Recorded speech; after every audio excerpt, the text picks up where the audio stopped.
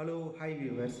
So முன்னாடி videos எல்லாம் நம்ம என்னென்னலாம் பண்ணக்கூடாது அப்படின்றத நம்ம பார்த்துட்டு இருந்தோம் இல்லையா. ஸோ இப்போ என்னென்னலாம் வந்து ஷேர் மார்க்கெட்டில் இன்வெஸ்ட் பண்ணுறதுக்கு நம்ம கன்சிடர் பண்ணணும் அப்படின்றது தான் நம்ம ஒன்று ஒன்றா பார்ப்போம்.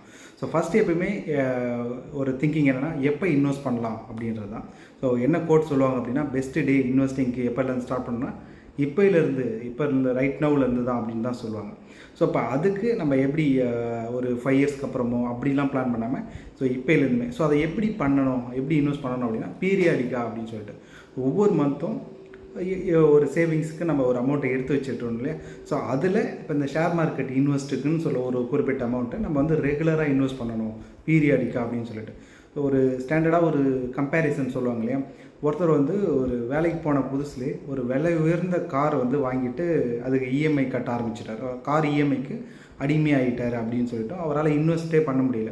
ஸோ ஒரு 5 இயர்ஸ்க்கு அப்புறம் பார்த்தோம்னா அவர்கிட்ட வந்து சேவிங்ஸே இல்லை. அந்த காரோடைய அன்னைய நிலைமைக்கு ஒரு 5 இயர்ஸ்க்கு அப்புறம் புதுசாக காரை விற்றா கூட ஒரு 20% தான் போகும். ஸோ அப்போ அவருடைய அசட்டே பார்த்தோன்னா ரொம்ப கம்மியான நிலைமையில் இருக்கும். அவரும் வந்து ரொம்ப மன உளைச்சலுக்கு ஆகிருப்பார் அப்படின்னு சொல்லிட்டு சொல்லுவாங்க. அதுவே ஒருத்தர் வந்து புது கார் விலை போட்டு அவ்வளோ இஎம்ஐ கட்டி வாங்காமல் அதுக்கு ஆல்டர்னேட்டிவாக என்ன பண்ணுறாங்கன்னா ரெகுலராக வந்து ஒரு மியூச்சுவல் ஃபண்ட்லேயோ இல்லை ஷேர் மார்க்கெட்டில் அவர் அனலைஸ் பண்ணி சேர்த்து வைக்க ஆரம்பித்தார் அப்படின்னா, அப்புறம் காருக்கு பதில் ஒரு செகண்ட் ஹேண்ட் காரை வாங்கினார் அப்படின்னா அவர் வந்து ஒரு 5 இயர்ஸ்க்கு அப்புறம் பார்த்தோம்னா அவருடைய லெவல் வேறு மாதிரி இருக்கும். அதே மாதிரி என்னென்னா அவர் வந்து காரோடைய பற்றிய மதிப்பை பற்றி அவர் கவலைப்பட மாட்டார். ஆனால் வந்து அந்த ஷேர்லேயோ ஸ்டாக்கில் இன்வெஸ்ட் பண்ணுற மதிப்பு வந்து அவருக்கு வந்து பீரியாடிக்காக ஒரு 5 இயர்ஸ் இன்வெஸ்ட் பண்ணுறதுனால நிறையா இருக்கும் அப்படின்னு ஒரு கம்பேரிசன் சொல்லுவாங்க. ஸோ இப்போ இது எதுக்கு சொல்லுவாங்கன்னா அந்த பீரியாடிக்காக நம்ம இன்வெஸ்ட் பண்ணணும் அப்படின்றதுக்கு தான். ஆனால் இப்போ நம்மளுக்கு ஒரு கொஸ்டின் வரும், அப்போலாம் நம்ம புது காரே வாங்கக்கூடாதா அப்படின்ற ஒரு கொஸ்டின் ஆட்டோமேட்டிக்காக வரும்.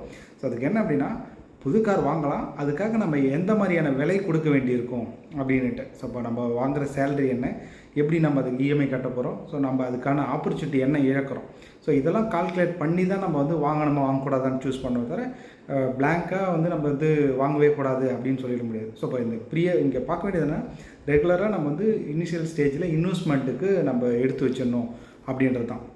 அதே மாதிரி வந்து உடனே வந்து ஸ்லோ டவுன் ஆகுது, ஷேர் இறங்குது மார்க்கெட் அப்படின்றதுக்காக டக்குன்னு விற்கக்கூடாது அப்படின்ட்டு. ஸோ இப்போ ஏன்னா ஒருத்தங்க ஷேரை விற்கிறாங்க அடிக்கடி அப்படின்னு பார்த்தோன்னா நம்ம அதனால் அந்த ஷேர் மார்க்கெட் இறங்கும்போது பாதிக்கப்படுறவங்க யாருன்னா காமன் மேன் தான் இருப்பாங்க. இந்த ஜெரோதா அந்த மாதிரி புரோக்கரேஜ்லாம் இருக்கிறாங்க இல்லையா, அவங்களாம் இதில் பாதிக்கப்படவே மாட்டாங்க. ஏன்னா நம்ம விற்றாலும் அவங்களுக்கு கமிஷன் போயிட்டு தான் இருக்கும் அப்படின்றதுனால. ஸோ அப்போ இந்த இடத்துல நம்ம என்ன பண்ணோம்னா, நம்ம அந்த ஷேர் மார்க்கெட் இறங்கும் போதும் எந்தெந்த கம்பெனிலாம் வந்து நல்லா அந்த டைமுக்கு ஏற்ற மாதிரி நல்லா பண்ணுவாங்க, அவங்க நம்மளுக்கு வந்து ஒரு கம்மியான விலையில் கிடைக்குவாங்க இல்லையா. ஸோ அந்த பார்கெனை யூஸ் பண்ணணும் அப்படின்றது தான். சரிங்க, நம்ம அடுத்த வீடியோவில் வேறு ஒரு டிப்ஸோட உங்களுக்கு